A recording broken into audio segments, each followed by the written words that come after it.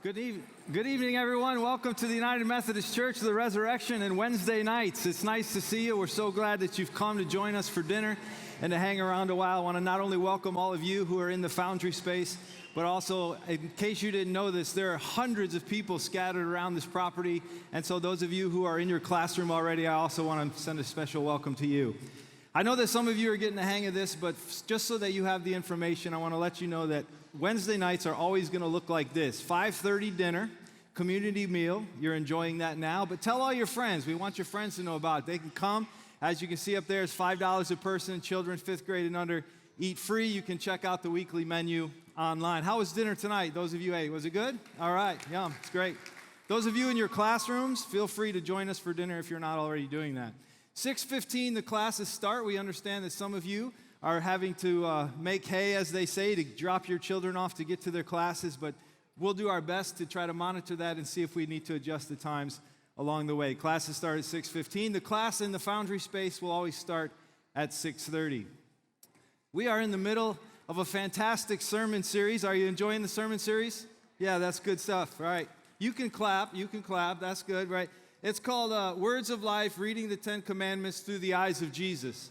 And as you know, each worship service, we have been working to memorize the one of the commandments, the one for that week. And so I want you to ask you if you will join me in saying the commandment that we just learned about this past weekend. Would you join me in reading this? Do not use the Lord your God's name as if it were of no significance. Let's say that again. Do not use the Lord your God's name as if it were of no significance. Somebody asked me in the hallway earlier, they said, hey, we're going into week 4, and some of my friends I want to invite into church have missed the first 3. Would it be okay if I invited them? Well, of course it's okay, right? We will get them up to speed. As you know, Pastor Adam has been summarizing the commandment previously as the week goes by, so feel free to continue. In fact, there's an easy way for you to do an invitation. It's right there in the middle of your table. It's a little card. Take it with you. Give it to somebody, and we will love to see them in worship with us. If you ever have any questions about what's happening, where to go, you need to find a restroom, you don't know where that is, or you're looking for a person in particular, a teacher, just find somebody wearing the red cross body bag, and they'll be happy to help you out.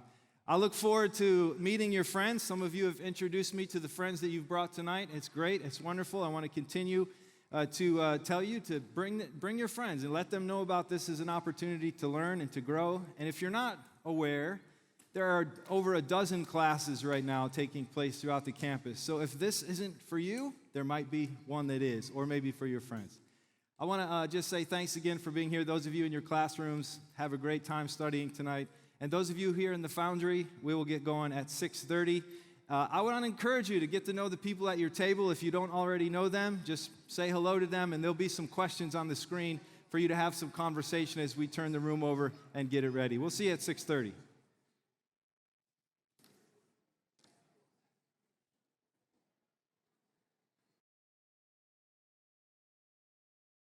In my mind that say I'm not enough.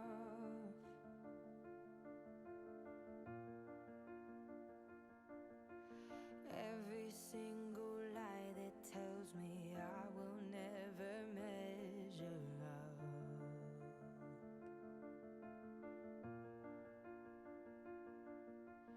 Am I more than just the sum of every high and every low?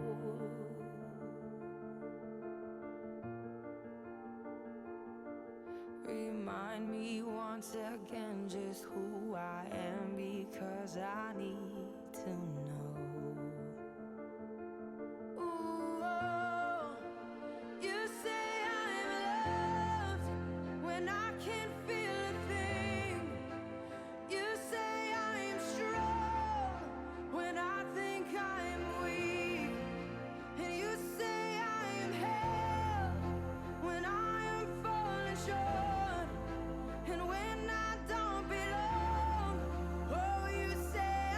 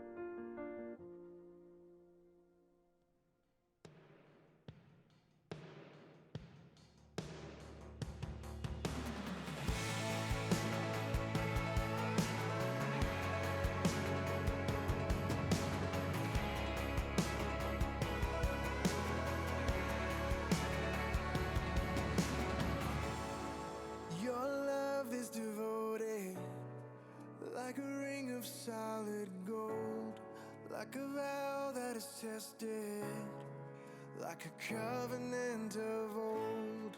Your love is enduring through the winter rain and beyond the horizon. With mercy for today, faithful you have been, and faithful you will be. You pledge yourself to me, and it's why I sing. Your praise will ever be on my lips, ever be on my lips. Your praise will ever be on my lips, ever be on my lips.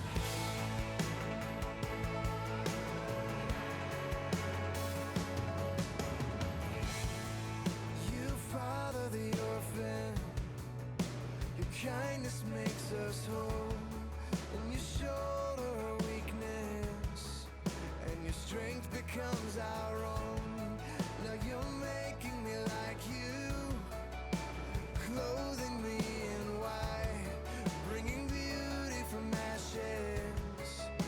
For you will have your bride, free of all her guilt, rid of all her shame, and known by her true name.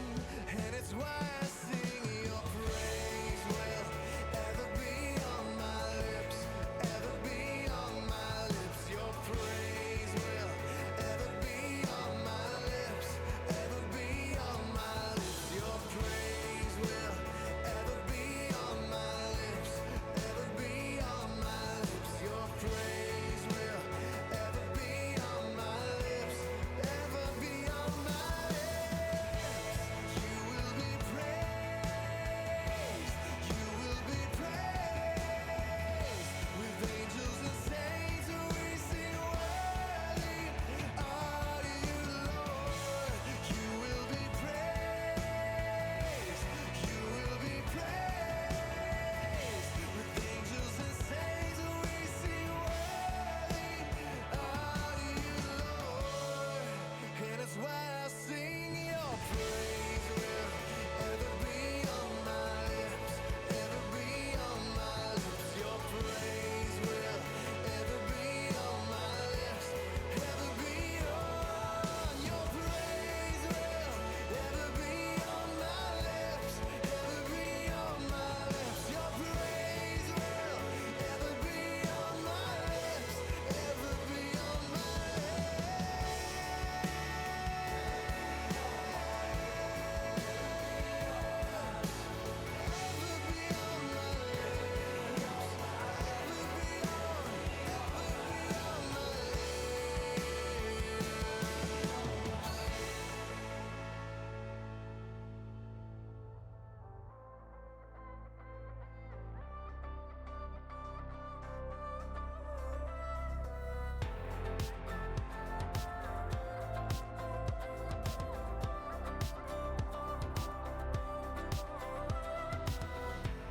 Your grace is an ocean with no end in sight.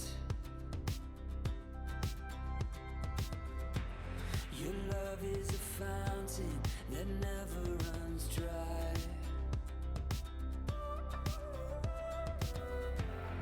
Every morning your mercy is new. You're calling me closer, I fall into you.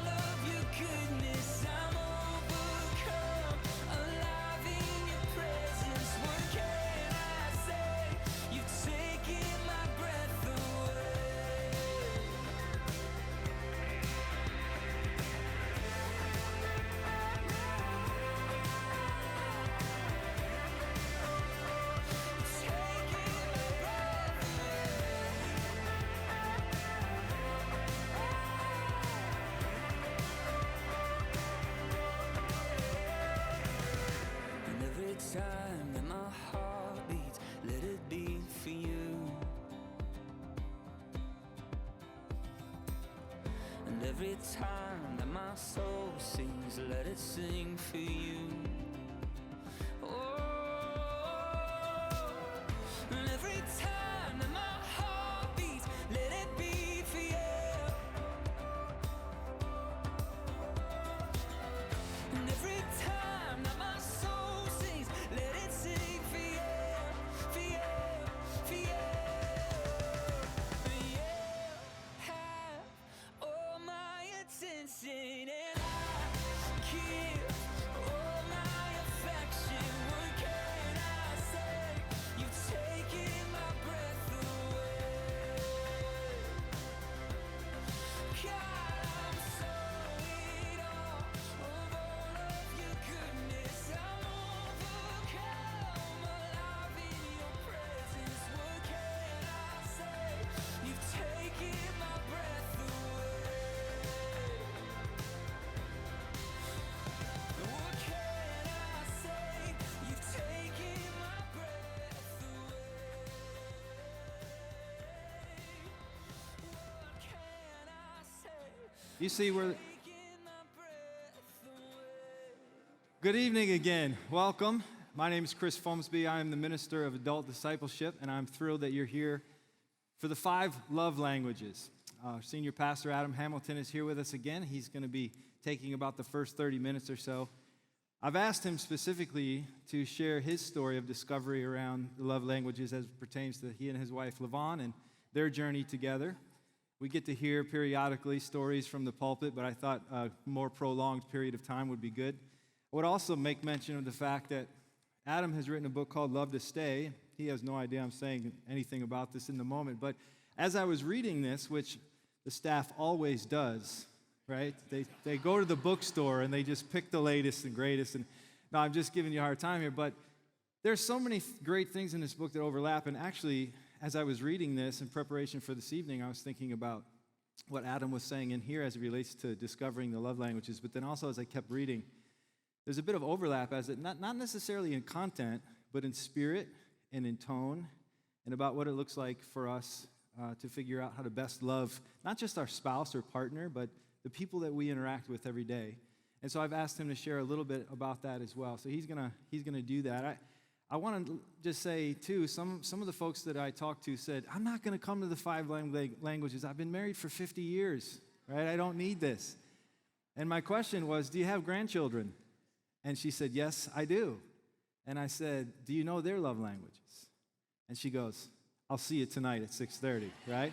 Because I think that's part of it, right? So as we're interacting tonight, as we're moving through this content, which we're going to speed through, I want to encourage you to not just think about your spouse or partner. In fact, some of you may be single and you go, I'm not even thinking about it from that standpoint at all. You're thinking about it from the people you interact with at work, your neighbors, maybe you're a teacher, your students, whatever dynamic is involved with you, think about it from that angle. So I'm going to back down here for a little bit, and we're going to hear from our senior pastor, and then I'm going to come up at about 7 o'clock and take us through till 7:45. Sound good?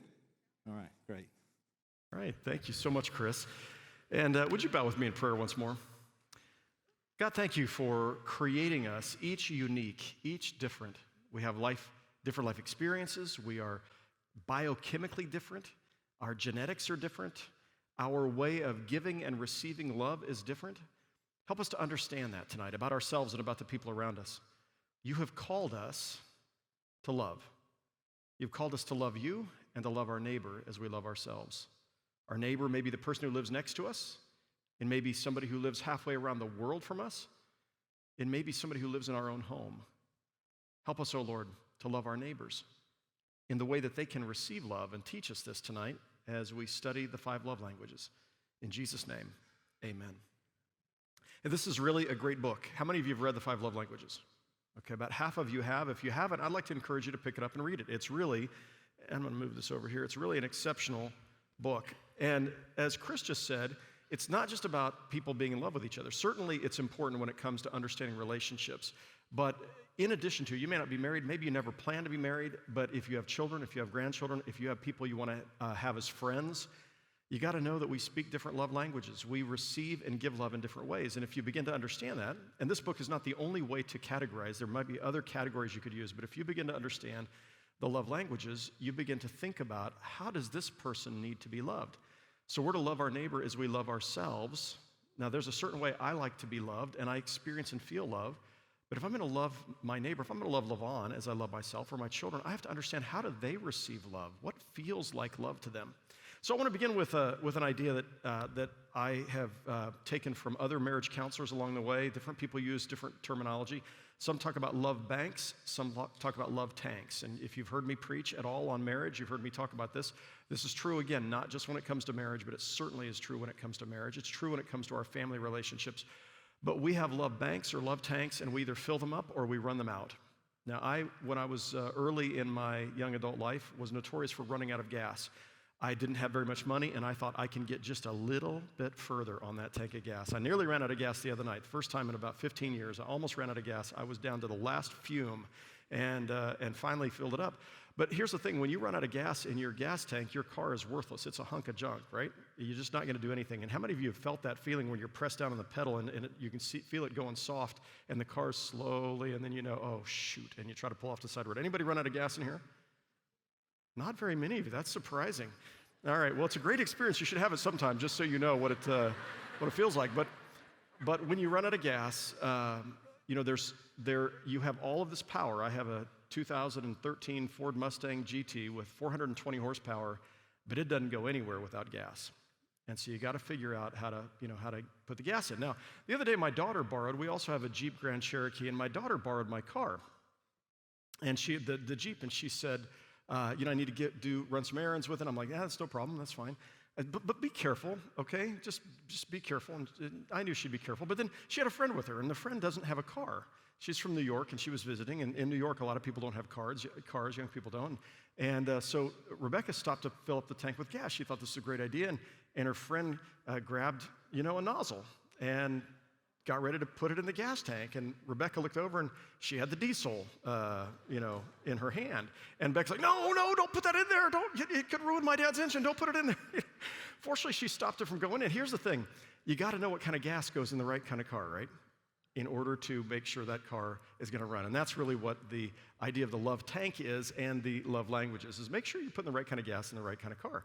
So love tanks, and if we run out of gas, we're in trouble. Well, so we need to routinely be filling up the other person's love tank, right? Whether they're our friend or our romantic interest or our children or anyone we want to have a significant relationship with. And the same is true with the metaphor of the love bank. And so I stopped by my bank today to make sure that I had enough money in the bank to cover the tax payment that's coming up on September 15th. Pastors have to estimate their taxes and mail them in. And I just needed to make sure there was enough money in there, because if there wasn't enough money in there, what was going to happen? I was going to bounce a check to the federal government. Never a good idea to bounce a check to the federal government, but I don't want to bounce checks to anybody. But here's the thing. When we think about deposits and then we think about withdrawals, we do the same thing in our relationships with each other, right? Lavon and I are regularly making deposits and withdrawals.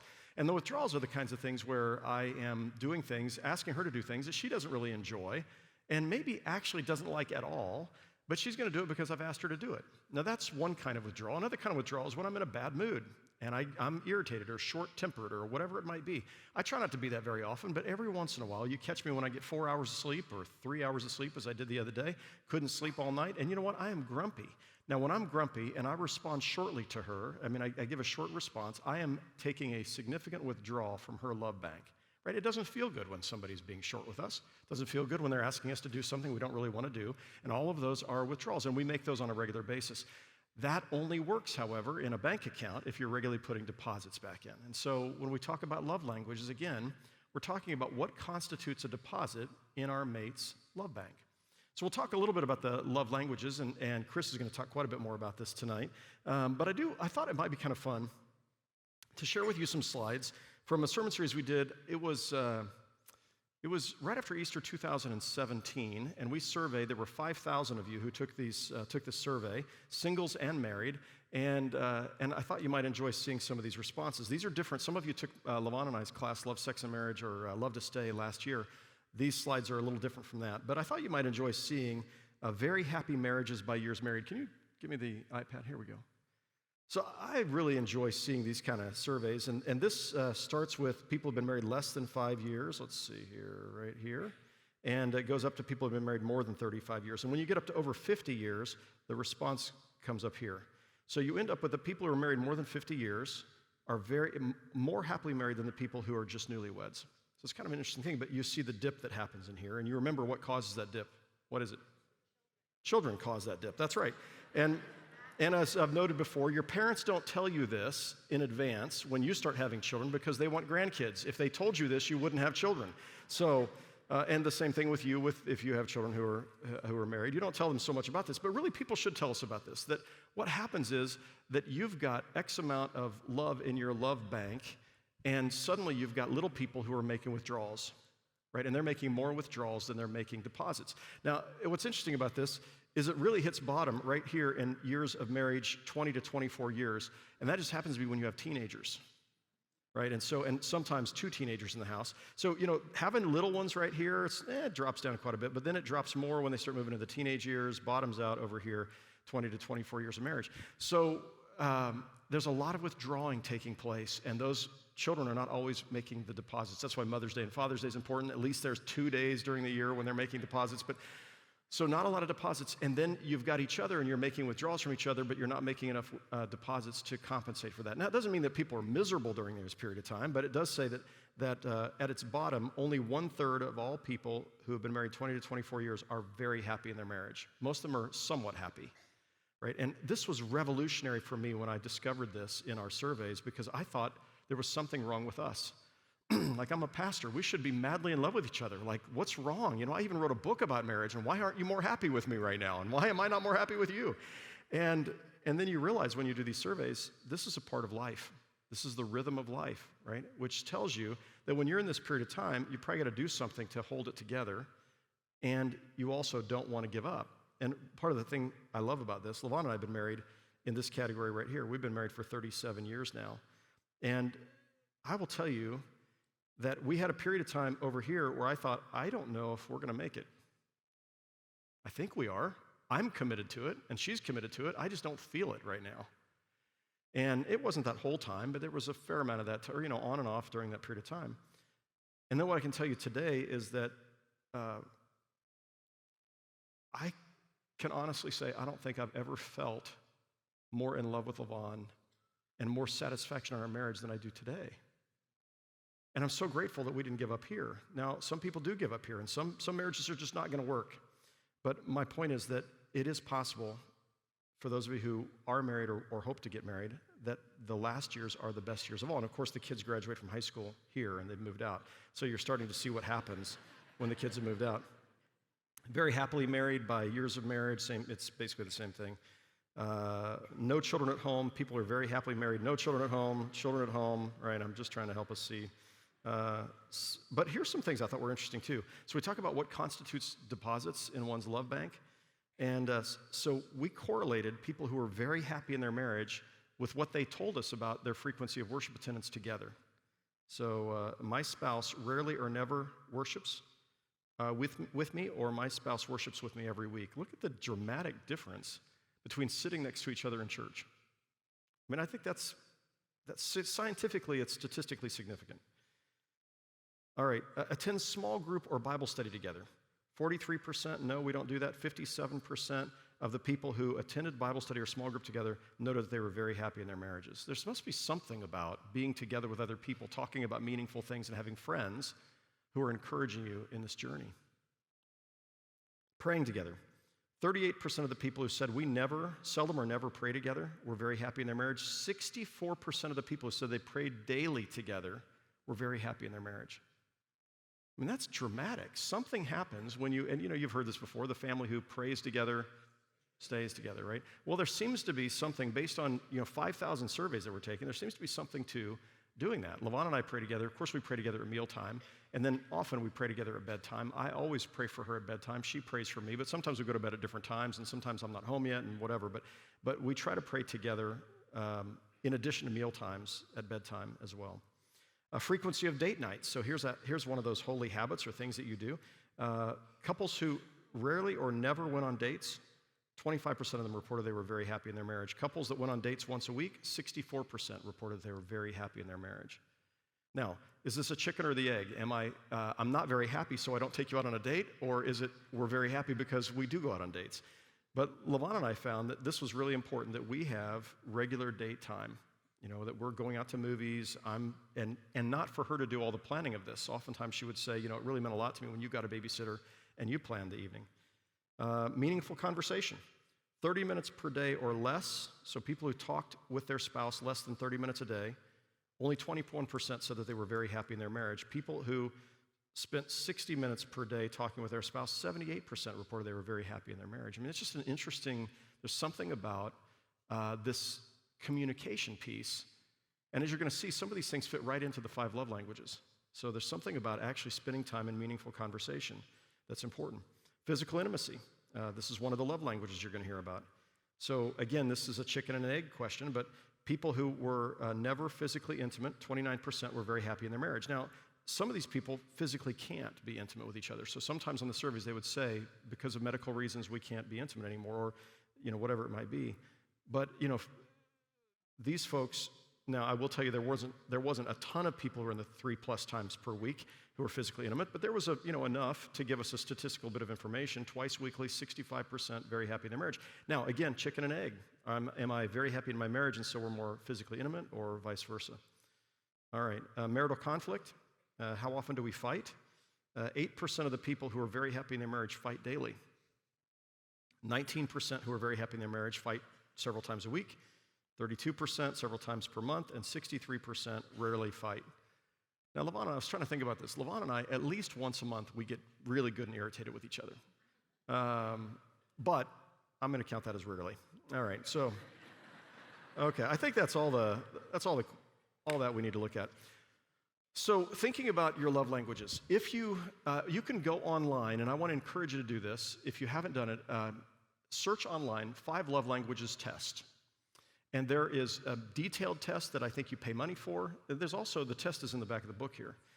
So you take the test, I think it's in the back of the book, or maybe in the front of the book, or maybe not. I don't see it here. But anyway, you can go online, you can take the test. All you got to do is give me your email address, and then they're going to try to sell you stuff after that, but you don't have to buy any of it. So there's a short test that takes about 5 minutes to answer, and then there's a more detailed test that takes probably 20 or 30 minutes to answer. Go online and take the test.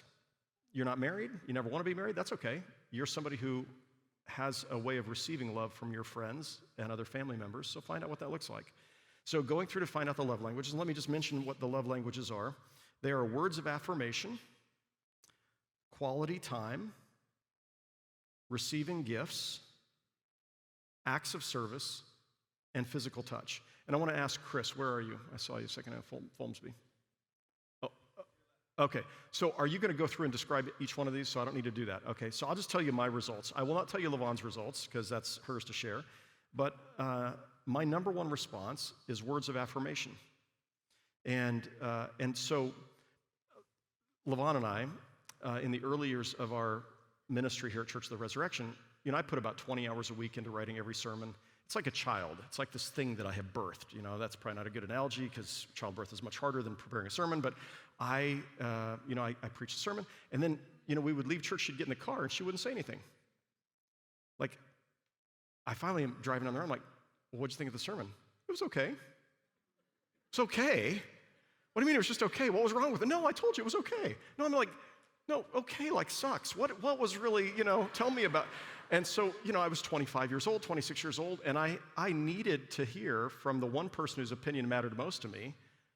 Like, everybody in the church could have said that was an awesome sermon, but at 25, 26, 27 years old, I wanted the person who mattered most to me to be able to give me some honest feedback, but I also needed it to not be too honest.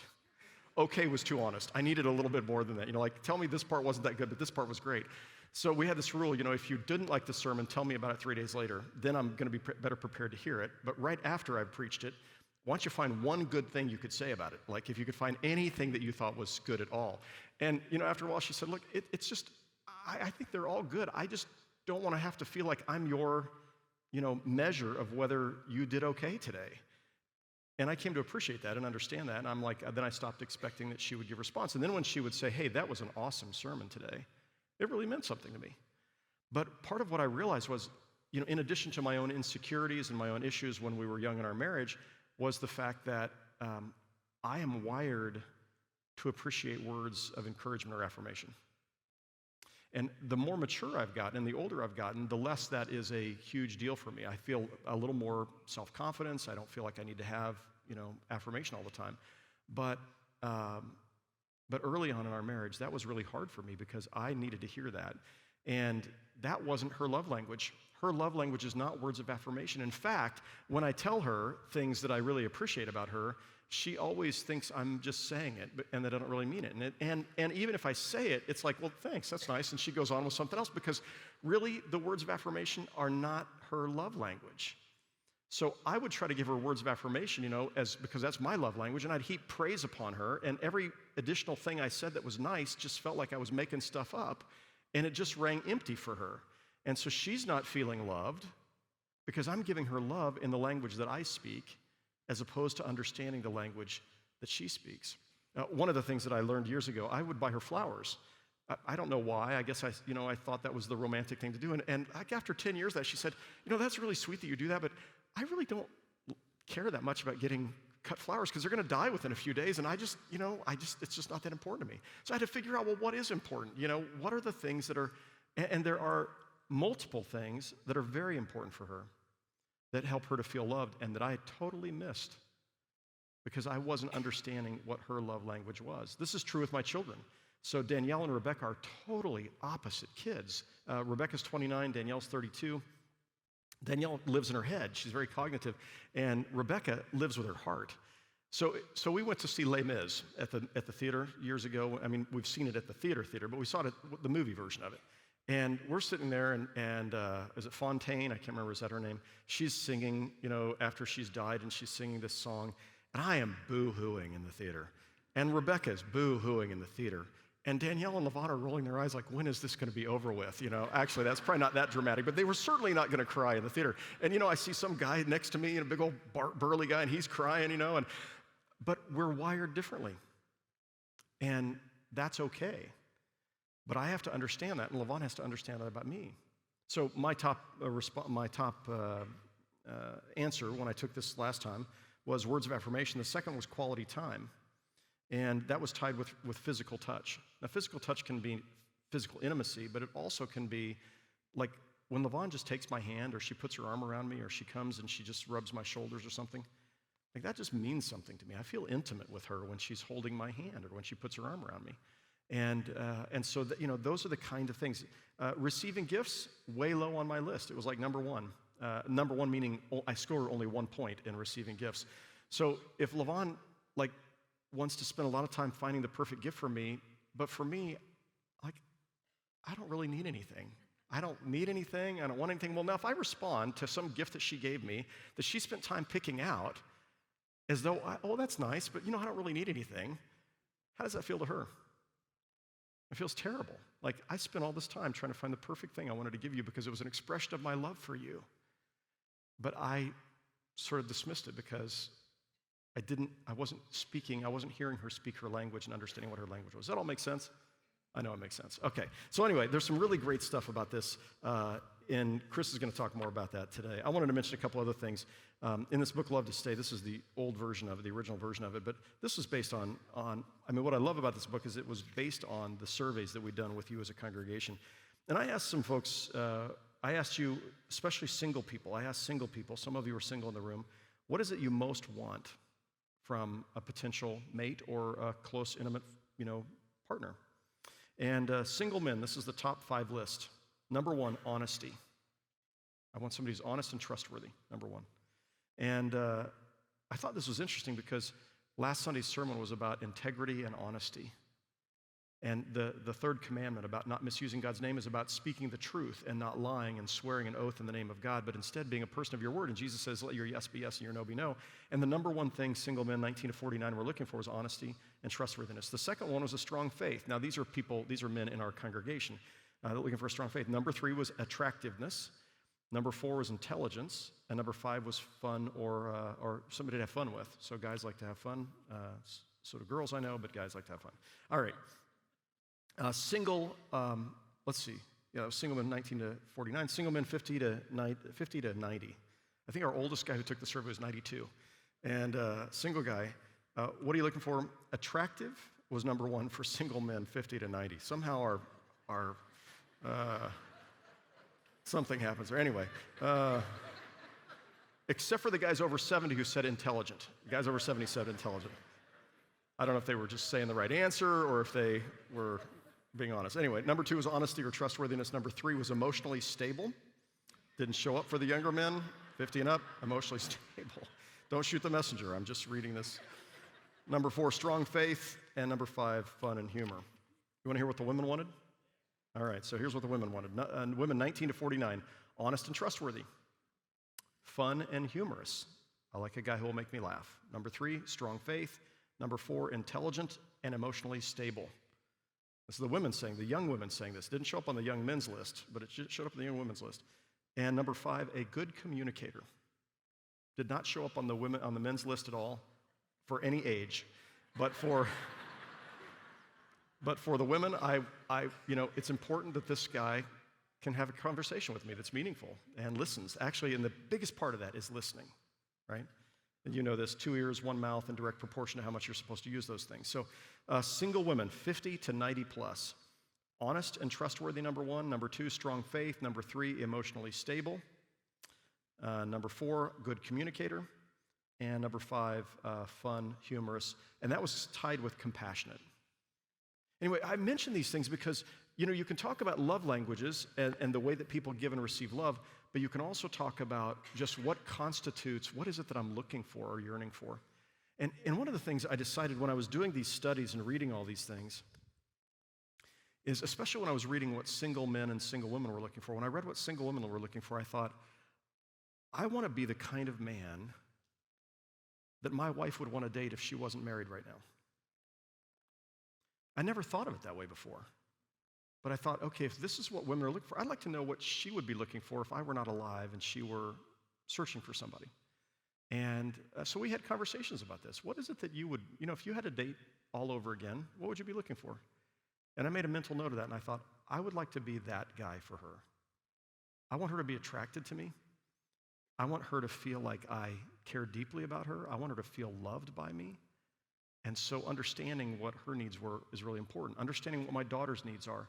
Danielle does not need me to talk. She does not, I'll go ask her questions, and after about the 6th question, and it's like this when she was little, like, what'd you learn at school today? Nothing, right? I'll give you 25 cents if you can tell me anything you learned at school, But today, what I've learned is don't ask so many questions. Just sit and be okay in the silence sometimes. And then find the things that she's really interested in and ask about that. And she's really interested in the law, so I ask her a lot about the law, and we have these great, meaningful conversations about the law. Rebecca, she's a chatterbox, and she loves to talk about her feelings and, what's going on. And so I love to ask her questions and just have her chat away until I'm exhausted from listening, And then, anyhow, it's understanding each other's needs. And that's part of what love looks like, right? Love is about thinking first of the other before myself. It's not a warm, fuzzy feeling. It's about, agape love is about understanding, what do you need? How could I bless you? How can I encourage you? How can I do something for you that leaves you feeling that you matter, that you are loved? And I will tell you, this goes way beyond marriage and relationships, romantic relationships. This has to do with every friendship you're ever going to have, is understanding every one of those people has different love languages. And if you can begin to identify what the love language is of your friends, you're going to have more friends. If you pay attention to that and if you give to them, you're going to have deeper friendships because you understand what they need and how you go about, connecting and caring for them. So with that, I'm going to invite Chris to come forward, and I'm heading to the Overland Park City Council, and he is going to come and share with us the rest. Thanks for letting me hang out with you tonight.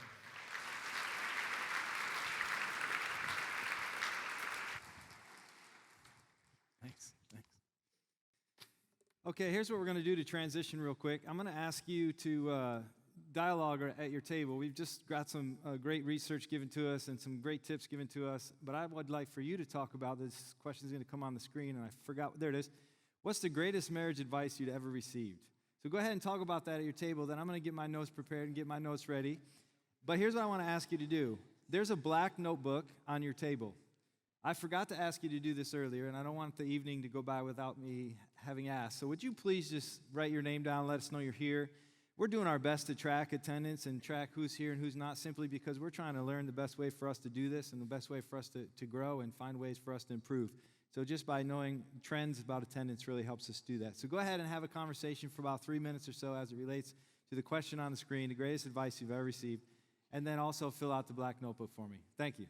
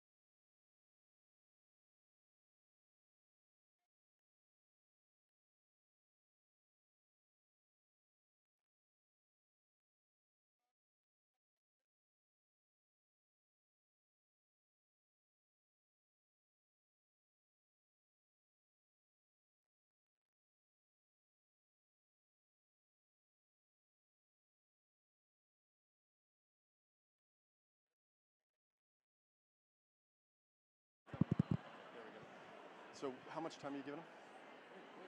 Okay, all right. Okay. So I want to say one thing before I dash out the door. One of you just gave me a gift and said, I just learned you don't really care about gifts. Can I tell you something? I actually love getting gifts. But it's not quite as high on my list as Lavon's thing. So anyway, thank you. And any gift from my granddaughter is like a huge gift for me. Anyway, I just want to say that because sometimes some of you bring me gifts, and I want you to know they do matter, and I do enjoy them. Bless you.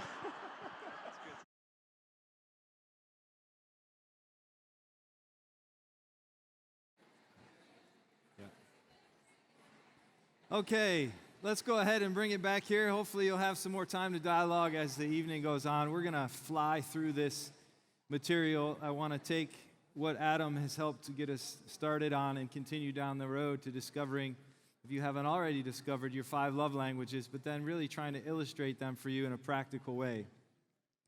So I want to tell you a little bit. This Gary Chapman, 1992, New York Times bestseller list since August of 2009. I was doing a little bit of research on this, and in the first year it was published, it sold about 8,000 copies. Now, that doesn't sound like a lot of copies, but most authors sell less than 1,000 copies a year, especially nonfiction. So I don't know if you know this, but those of you who have tried to publish, and I've published 14 books myself, and if you get into the thousands your first year, you're doing pretty good, especially in the genre in which I write, which is theology. But over 12 million total. But he went from 8,000 in the first year to about 64,000 the next year to about 100, almost 200,000 the third year. So this book took off, right?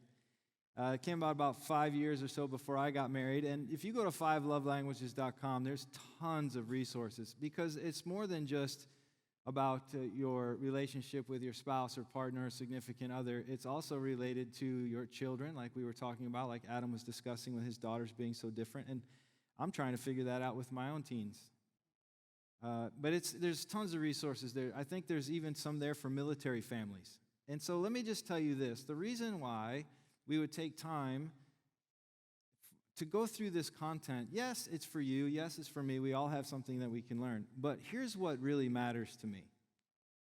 I think the church is the place where we equip people to help those who are in need in any way, shape, or form. And one of the best things that you can do for somebody else is introduce them to something as simple as the 5 love languages. And so you say, well, I've done this, like I said, the story I told earlier, if you weren't in the room, this woman approached me today and she said, I've been doing this for 50 years, being married, I'm not coming tonight. And I said, do you know your grandchildren's love languages? She said, I'll see you at 6:30. And the reason is because it's important for us, not just with our spouse or partner, but with everyone we come into contact with. And if it was just about living life, it would be one thing. We are working our way toward becoming deeply committed Christians, this journey of the Christian life.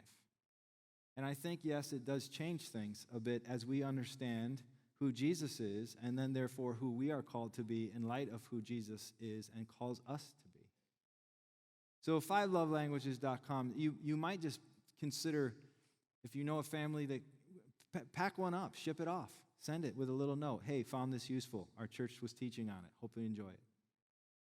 I know for me and my wife, Gina, who's here tonight with me, she doesn't often get to come on Wednesday nights, really any night because of her work schedule, but she's here tonight, and I know for us, this was massive in our premarital counseling. The guy who did my wedding said, I'm not doing the wedding if you don't go through this material.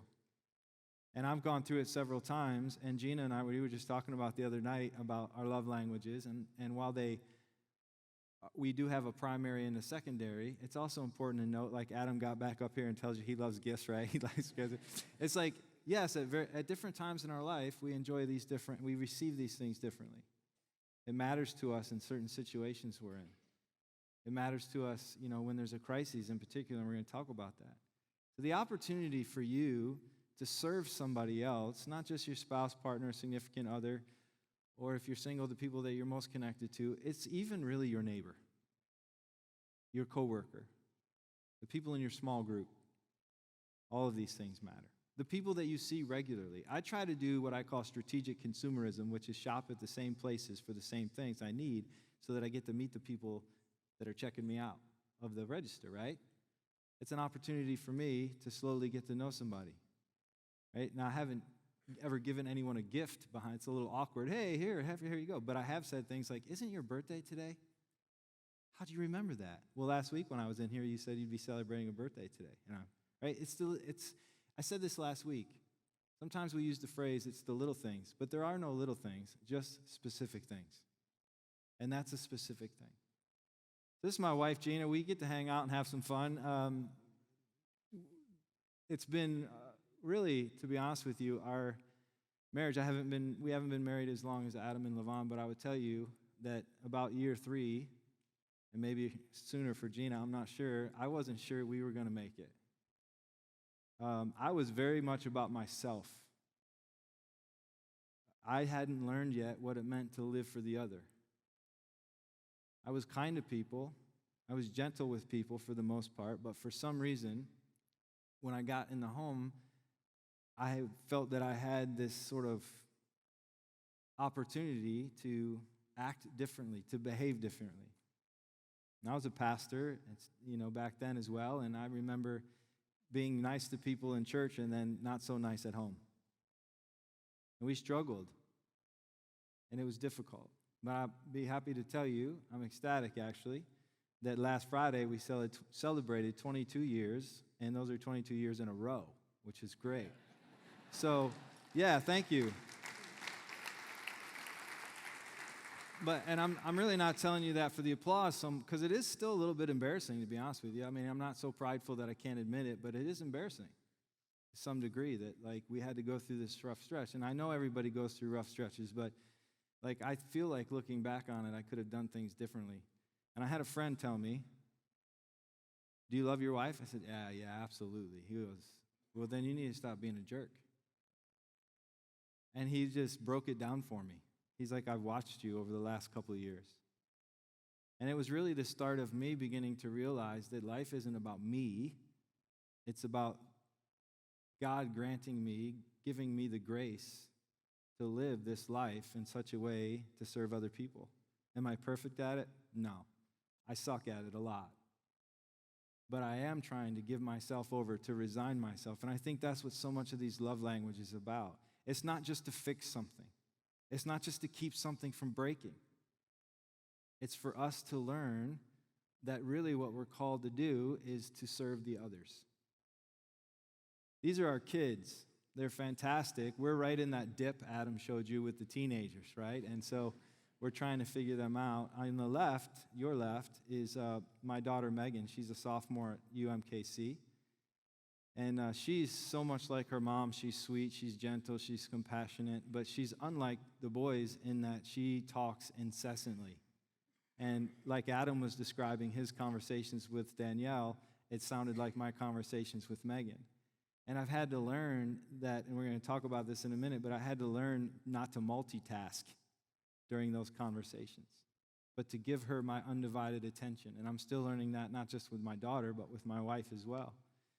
My son Luke in the middle, he's the youngest. He's a freshman at Blue Valley this year. He's a jokester. You can tell just kind of looking at him. He's got the hair going. He won't get it cut. You should see it now. I actually think if we took this picture, his hair would be touching his brother and sister. And some of you in the room tonight, you know my son, and you're like, yeah, that's true. It would be. So Luke is hearing impaired. He's 100% deaf in his right ear, and he's aided in his left ear. And I will tell you that when Luke was young, it really changed the way I understood that how I was going to have to love him. Because you can say, I love you, and to a person who's hearing impaired, they don't hear that often. If my son doesn't have his hearing aid in, he can't hear anything. Now, my other son, I say, I love you too, Dad. Megan, my daughter, Megan, I love you too, Dad. I say, love you, Luke. Silence. Love you, Luke. And it took me a little bit of time to realize that I'm actually going to have to love him a little bit differently. I'm going to actually have to show him that I love him. I'm going to have to visibly get in front of him, hold his face, and say, love you, buddy. Or I'm going to have to do something for him so that he knows. And this is what I'm trying to say. Like, we love our kids. We all love our kids differently. How many of you have children or grandchildren, have blessed to do that? Most of the people in this room. So I know this matters to you. It matters greatly. My son Drew on the left, he is really smart. He was funny when he was little. He was so nice about it, but we'd say, hey, buddy, how about going to clean your room? He'd be like, no, thank you. Do you remember when he would do that? It was the best. He'd be like, no, thank you. I'm like, no, that's not how this works. Yeah, he's just a sweet kid, and he is still to this day. And I'm trying to figure out how to best love him. And it's a ride, man. It's a blast, but it's difficult. It's hard. It's hard not because they're difficult. It's hard because loving anyone is difficult. Because you have to constantly say, this isn't about me. It's not about me. It's not about me. Adam talked about the love tank and the whole concept behind it. He may have used love bank, love tanks, same difference here. To love and to be loved is a primary emotional need of all human beings. We all feel this. We all know this to be true. In fact, sometimes when I talk to somebody who has an aversion for the faith, maybe they're atheist or agnostic, or they just haven't discovered yet, they'll often say to me, well, I don't believe there's a God. And while my response is not scientific or meant to be some sort of massive apologetic rationale, I'll always say to them, I just have a question for you. Like, where do you think that this insatiable desire to be loved and to love others comes from? Now, I'm not saying that works every time, but it does prompt great conversation to say, yeah, where does that come from? Why do we need that? Not just to be loved, but to love. You saw in the research Adam gave the happiness, right? And what makes us happy, things like worshiping together, praying together, going to small group together, the intimacy physically, these are things. But everyone wants to feel wanted and to belong. I know not one person that says, no, I'm good, I don't need to belong. And so the love tank concept is not merely a childhood phenomenon. In fact, most of the research that I could find when I was preparing for this evening was really about what children need and the opportunities that we have to put love in their tank, right? And if they don't get enough love in their tank, what do you think happens? They act out. Now, it's not the only reason they act out. Sometimes there's plenty of love. It's just there's other situations involved. It's way more complicated than to say, well, just love your kid more. I'm not saying that. What I'm saying is maybe there's new ways for you to try to do that. But it carries with us into adulthood. Of course it does. I mean, I don't think anybody in this room would disagree that this is something that all of us desire for ourselves and really desire for those who we feel closest to. If the tank is empty, we withdraw, use harsh words, and have critical spirit. We need our love tanks filled so that we can show love to other people. Adam was talking about the chicken or the egg. Which one is it? I'm like, well, let's figure out how we might love others and receive that love back and then love ourselves as we love others. The love tank. It's pretty simple stuff. Keeping the love tank full is as important in marriage as maintaining the proper oil level in an automobile. Now, this is a quote from Gary Chapman's book, and by the way, feel free to snap photos of the slides instead of take notes if you want to see some of you trying to write, and if you want to write, that's fine, but you can snap a photo and just know that this isn't my stuff. It comes from Gary Chapman. But keeping the love tank full is important in marriage as maintaining the proper oil level in an automobile. Now, I'm not a mechanic.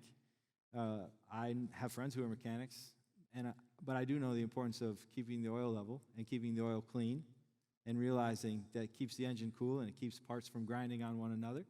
And the better the oil is and the level is, the better opportunity it is for things to go smoothly. That much I know. And that's kind of another way to look at the tank. Now, Chapman in his book talks about this concept of being in love. We use these words all the time, these phrases, especially, well, this person's in love. I heard this the other day. I was at a coffee shop. I was waiting for my coffee, and these two women waiting for their coffee were having a fun time joking about someone else that they knew, and they said, well, you know how she is now. You can't tell her anything because she's in love, right? She's in love. And they just kept kind of making fun of it, and I think they were making fun of it, and I wanted to turn to him and say, are you jealous? Because it sounds like you're jealous. But anyway, they said, hey, she's in love. We talk about this all the time, in love. Because love's a funny word, right? I mean, we love pizza, we love our wife, right? I mean, how's that work? Well, love, in terms of this being in love, is this emotionally obsessed with each other.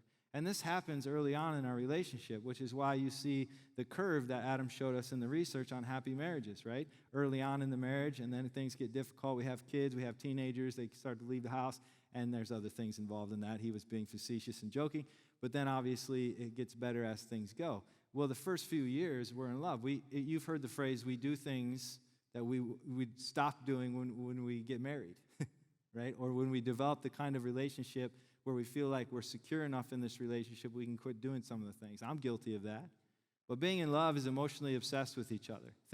I've tried to have conversations with people where I've thought they have, maybe they've come to me for some kind of counseling, and they've said to me, oh, this person's great. I know he does this, and I know he does this, and oh, yeah, he does this too. But he's perfect. Like, you just named 3 things he's not great at, and now he's perfect. Why? Because you're in love, and you don't see things the way, you're just emotionally obsessed. And we've all kind of felt this. Sometimes it's not even with people, it's with things, and that's very dangerous as well. So the idea of being in love, it's real, but the eternality of it is not real. As you know, we move out of love very quickly, and so then we have to say, well, are we going to, as Gary Chapman said, I think it's on this next slide, right? Are we going to, end this? When reality sets in, and Adam alluded to this, and, I'm in conversations with people all the time who are like, hey, I feel like I'm coming to the end. What are my choices? And now I'm talking specifically as it relates to our spouse, partners, and significant others, but sometimes it's, I guess I'm just going to resign to a life of misery.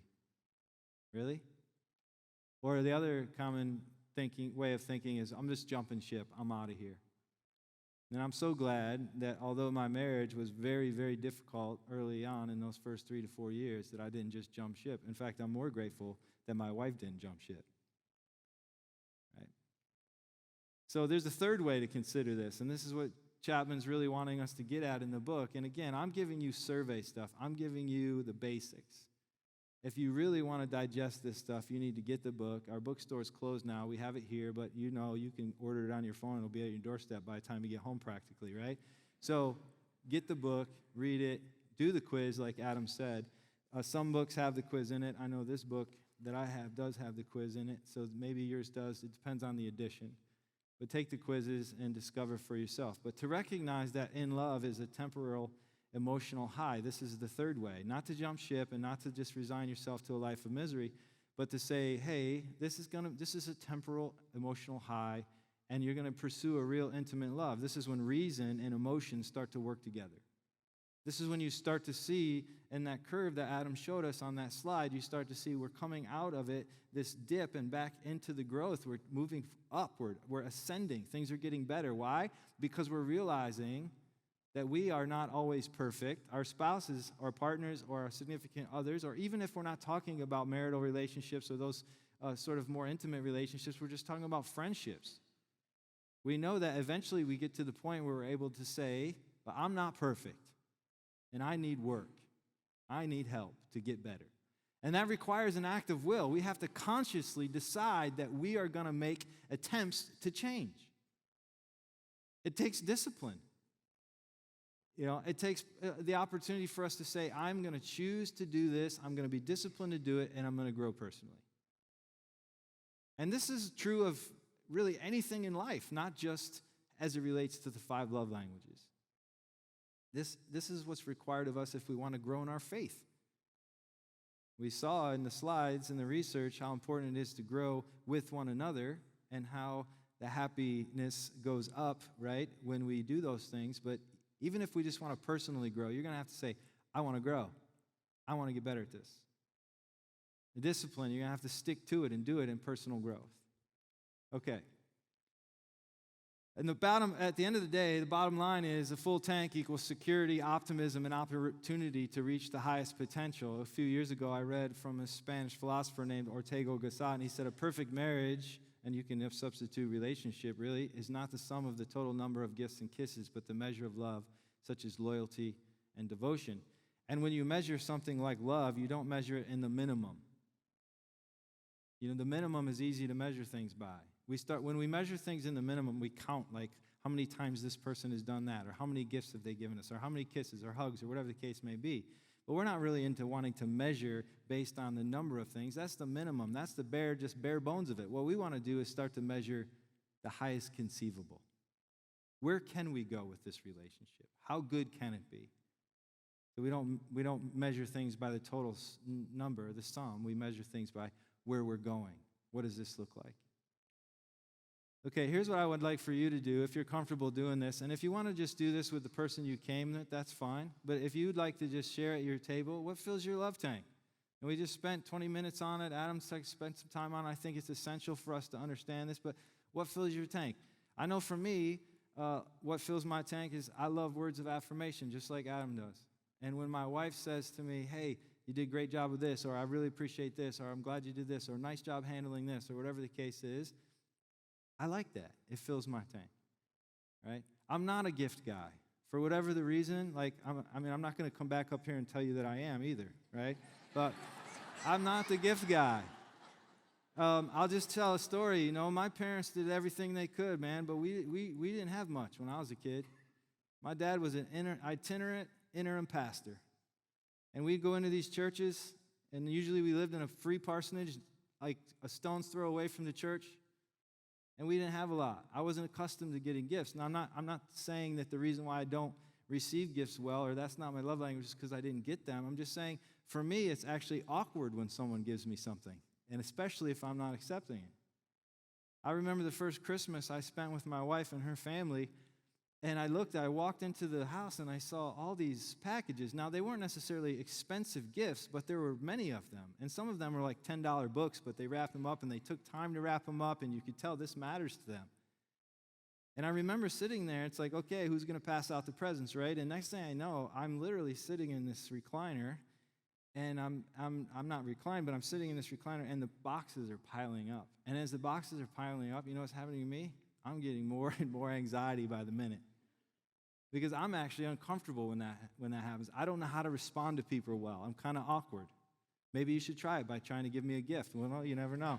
But these are the things that happen to us. So very quickly, in the next 2 or 3 minutes, just say, what fills your love tank? Maybe not all of you is going to get a chance to talk, especially if some of you talk like I'm talking and continue. But I want you to know that just maybe it's one word or one sentence, and then let someone else at your table share. And we'll come back in about 3 minutes, all right? Does that sound good? 3 minutes, we'll come back. And then when we come back, we're going to talk about the 5 love languages specifically.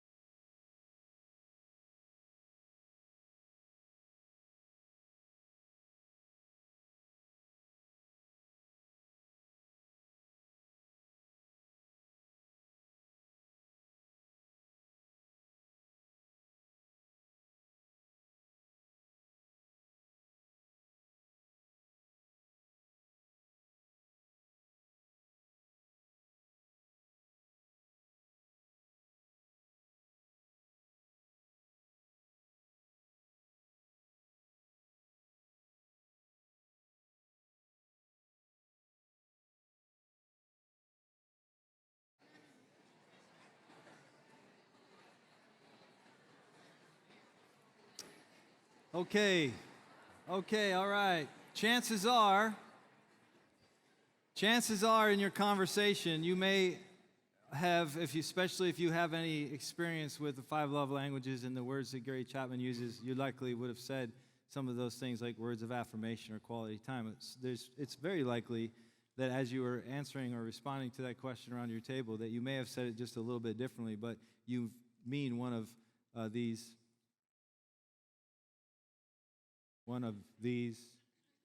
Whoops, there we go.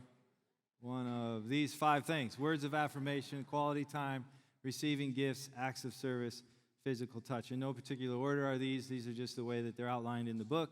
I will tell you that there is typically a primary and a secondary, but I think at some point they all sort of make us feel like we belong. And so I don't necessarily think that just because, for instance, quality time's not in my top 2, that doesn't matter to me. Again, I think it's very situational.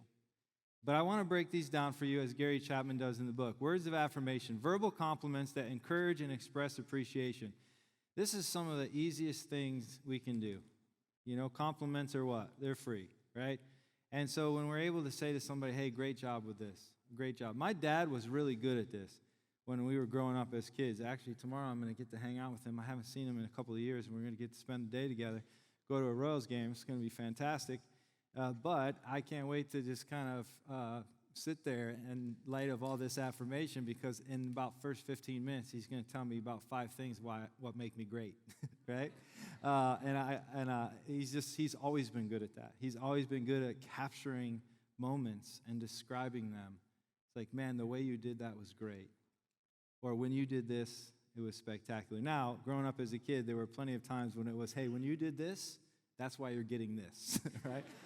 So encouraging words. To encourage simply means to inspire courage, and all of us need a little bit of that from time to time. Things like, you got this, or you're going to kill it. It wasn't a few years ago, my wife Gina, she got a new job. She's a nurse, and she was working in a hospital, and then she went into teaching at the nursing school of Johnson County, and then she now works for a company out of California. But I remember, like, that was a huge step for us. It was out of the comfort zone, especially for her. And I remember that, like, more than anything at that time, she needed to hear, you got this. You can do this. Yes, sales isn't what you've ever done before, but you're going to be great at it. Right? And there's been moments where she's come home and she said, man, today was tough. And what's that? My response has to be to build up, to inspire, to encourage. Kind words. And by kind, we don't just mean nice things. We mean the tone of voice in which we speak. I'm learning this all the time. Like, I'm a big guy. I can have a real sharp, deep voice, and sometimes I'll say things, and people are like, why are you angry? And I'm like, I'm not angry. I'm good. Like, with your tone of voice. And so I'm having to really be conscious of my tone of voice, especially around the kids. Why are you mad at Drew? You know, why are you mad at Luke? Why are you upset with Megan? No, I'm not. Well, it sounds like you are. And let me just add, too, that sometimes not everyone loves sarcasm. I'm a super sarcastic guy. I love it. I have a name for every one of my kids' teachers, and if you're one of them, I'm sorry. It's just the way it works. They come home. I remember, for instance, Mrs. Weibel was always Mrs. Weibelheimer. I don't know why. That was just the name I gave her, and it would drive my daughter crazy to the point where she would get up and walk away. And I would like to see, how close can I get this before she walks away? Like teasing them, right? And then it's like, my wife would be like, well, what? Never mind, so she walked. But humble words, request, don't demand, right? These things sound so common and so simple, but the number of times that we catch ourselves or that others catch us is probably more significant than we would hope it would be. Quality time, giving someone your undivided attention. Does anyone here, is this your number 1, do you think, quality time?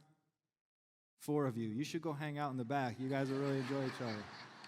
The quality is giving someone your undivided attention. How many of you, since this isn't your primary, maybe it's a secondary? Okay, a couple more of you. Again, invite those folks back there with you. But then also, I think it's difficult for us to give people our undivided attention. And so I struggle with this. Now watch this number. How many struggle with this? Oh, yeah, right. 2 of you? Come on. We all struggle with this. Giving someone undivided attention, it's really difficult.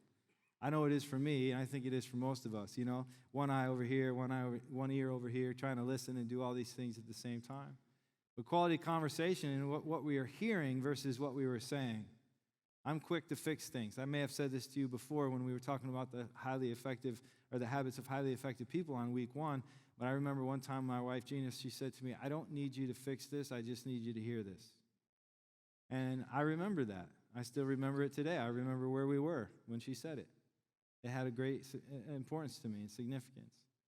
And so what is it that we're hearing? How well do we listen? You'll notice that in Covey's Habits and in How to Win Friends and Influence People, Carnegie, and now again we're hearing what? The L word again. Listen. Listen, listen. Learning to talk, make eye contact, don't multitask. I have had the privilege of leading people, whether I be coaching teams or leading management teams here at Resurrection or where other places that I've worked. And oftentimes I have to tell people, hey, when you talk to somebody, look them in the eye. I think sometimes we don't even catch ourselves, but we might look down or we might not look at them. Look them in the eye. That's how they know they're listening.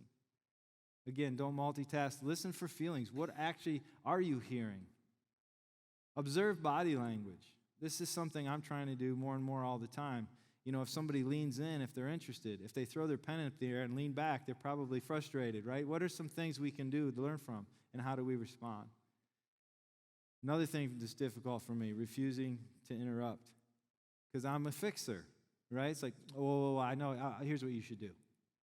Dude's like, I'm not even done telling you what the problem is yet, right? And then obviously quality activities. And Adam had mentioned early in his time with us that sometimes we would make these withdrawals and we'd have these deposits, right? If we trade it like a love bank, and sometimes Levon will do things that, you know, he enjoys and vice versa. But quality activities isn't just what's quality to you, what you want to do. It's what the person that you're trying to give love to wants to do. Receiving gifts, a visual symbol or reminder of love, an outward and visible sign of an inward spiritual or emotional bond. Again, straight out of Chapman's work here. This is not my words. I will tell you that although gifts isn't my thing, I do love when my kids have created something for me. It's not necessarily a gift, but it's something that they've done and then said, do you want it? Right? I remember when growing up, my grandfather, he was a very great man. He taught me so much, but he didn't have a lot of cash either. And I remember on my birthday, he sat me down. He said, son, I don't have any money. I'd like to buy you something, but instead, you're going to get this like 12-year-old fishing pole. I'm like, great. But you know, for the longest time, I just left that in the corner because it was a symbol of my grandfather's love for me. Now, I don't need gifts. I don't need them every day to feel loved, but when someone gives them to me, it makes me go, oh, yeah, this is a symbol. This is important. I mean, some of the stuff we keep that our kids make, I have this dish on my dresser at home. It's the ugliest thing I've ever seen. I mean, it's terrible. But my son made it and brought it home and said, here, Dad. And I'm like, yeah, that's awesome. Not really. But it's, I mean, you know how it works, right? Sometimes it's the gifts of things we purchase, but it doesn't always have to be. Things that are expensive could be things that are free. Like I went on a walk and I grabbed you a rock. I know when we go on vacation, my wife always brings, especially if we do a beach vacation, she brings back these memories of our family trip. Usually it's a bunch of seashells and some sand and all these things that help remind me. These are also, although maybe not necessarily gifts, symbols.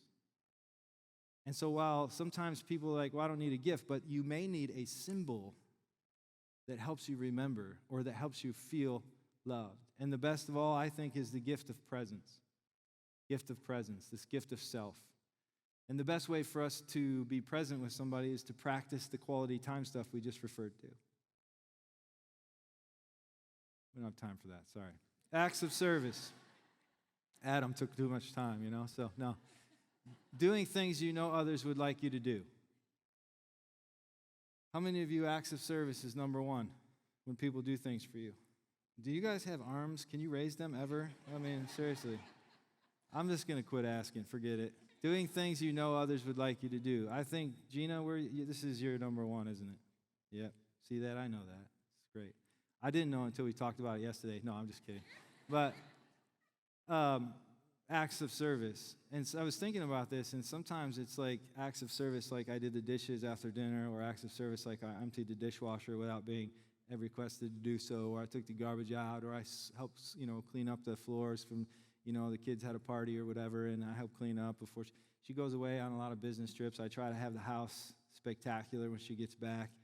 It doesn't always work that way, but I want to make sure the laundry's done, and I know that stuff, is very appreciative. But there's another side of some things that I do too, like leave my shoes everywhere, and she can't stand it.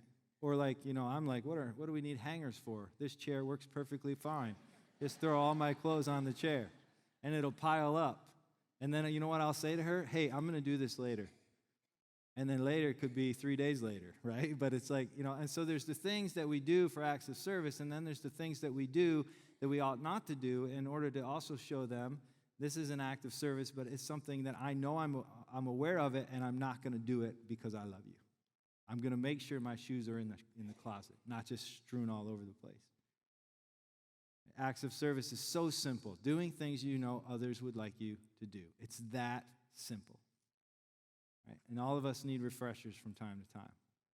Physical touch. Adam talked about intimacy, but then also touch. The bodies are filled with tactical receptors, and when touched, these receptors carry impulses to the brain. The brain interprets the impulse and says, is this pain or pleasure? Right? This happened to me today when I was getting ready to iron my shirt. I know it doesn't really look like it, but I did iron this morning. And I moved my arm over, and I got myself. Right? You go, ouch. Right? There's pain, and then there's pleasure, like when someone will, just, whether it's somebody patting me on the back, telling me good job, or somebody coming up and giving me a bro hug or whatever it might be, like that's meaningful. I feel that. But you know what I've noticed is, and Chapman talks about it, especially in the times of crises. I've really appreciated it in times of crises. When it has nothing to do with sexual intimacy at all, it just has to do with the fact that I know this person cares enough about me to reach their hand out and to grab my arm or to give me a hug. But tender touch will be remembered, whereas failure to touch may never be forgotten. And this is just a truth. It's the way it works. I still can remember when I got some bad news one time, when Gina and I had been married for a few years, and I just was like, I don't know what to do with this, and I started sobbing, and of course that, she came to me, she gave me a hug, and she sat with me, and she didn't even ask questions. She just knew I was upset. She just was present. Sometimes people don't need you to say anything. They just need you to be present. Some of you have heard me articulate this before from a movie, Little Miss Sunshine. Have you ever seen this movie? Well, there's a scene in the movie, don't have time to get into it all, but there's a scene in the movie where Little Miss Sunshine, this beauty pageant contestant, she's a little girl, she's got this older brother, he's taken a vow of silence, and he's taken this vow of silence for numerous reasons, but his uncle's always teasing him, and his uncle tells him, steals his dream really, and tells him, hey, you can't be a pilot because you have bad eyesight. And so this kid freaks out. They're driving down the highway in this van on the way to a pageant. The kid freaks out. He starts punching the ceiling. He starts cussing and screaming. He's mad at his uncle, breaks his vow of silence with nothing but expletives. Dad pulls over, trying to figure out what the heck is going on. The brother of this young girl gets out of the car, races down the edge of the highway, down into the ravine, and he's kicking rocks, and he's still cussing, and he's mad. He finally settles himself and sits down on a rock, sobbing. He just, was really teased by his uncle, but it was the breaking point. It was the straw that broke, right? And so they're all now up on the ravine thinking about who's going to go down and talk to him, this volatile kid. And so Little Miss Sunshine decides she's going to go down and talk to him. And she makes her way down the hill. She's got this nice little dress on, this nice shoes on. She makes her way down the hill, and she sits down on the rock next to him, puts her arm around him, and says nothing. We call this place sharing. Sharing the place of where someone else is in life, whatever that might be. Sometimes it's place sharing to celebrate. Sometimes it's high fives and laughter and, popping bottles, and it's great and it's awesome. And sometimes it's times of crisis, and sometimes people just need to know that you're going to be there for them. And a little side hug does it, or a little reach on the arm, or a firm handshake. I mean, the handshake is important, right? It's funny, touch means something, right? Like if two teams, whatever sport it is, don't shake hands afterwards, what's this? Hey, we don't like you, right? And so we do this weird things like bump hands to say good job to somebody. Why? Because it makes us feel good. All of this relates to what physical touch is. So now that you've heard these things, I'm going to let you, here's what I'm going to do, because I know that each week people have to fly out of here to get to their, some of you do, to pick up your children. So I'm going to just say, I'm going to end this. If you want to stay around and talk about these two questions, let me just make sure. Yeah. Can I go? There we go. If you want to stay around and talk about these, great. If not, fly. That's cool. You can get out of here. But I just want to let you know, next week, Pastor Wendy will be teaching, and she'll be teaching on Brene Brown's book, The Gifts of Imperfection. It's a fantastic book. If you've not read it, the great thing is you don't need to. You're going to get the summary, but I think after the summary, you're going to want to pick it up and give it a read, right? I'm not a voracious reader, okay? I get it. Not everybody likes to read. I do like the content. I do like people to summarize it for me, and that's what this is about. And next week, I think you're going to really appreciate what Pastor Wendy brings. So I want to invite you back next week for that, and also say thanks for being with us. I really appreciate this. Like I said early on, this is really an opportunity for us to come together. In part, this is obviously not our entire congregation, but it's a good representation of our congregation to come together as we grow towards becoming more like Christ, or as we say, becoming deeply committed Christians. So I'm going to pray, and I'm going to say see you in weekend worship, but let me pray, and then we'll be finished. And you can stay around and discuss these questions if you'd like. Gracious God, we're thankful for the reminder, sometimes the simplest things that make the most profound impact in our life. That we might just take even one of these nuggets of truth away tonight and begin to implement them.